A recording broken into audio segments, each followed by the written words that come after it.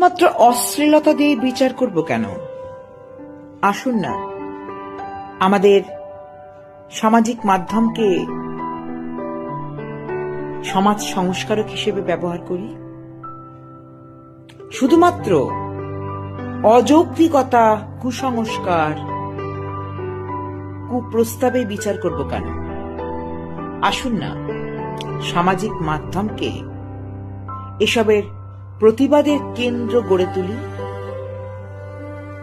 শুধুমাত্র সামাজিক ধ্যান ধারণাকেই সমাজ মাধ্যমে প্রশ্রয় দেব কেন?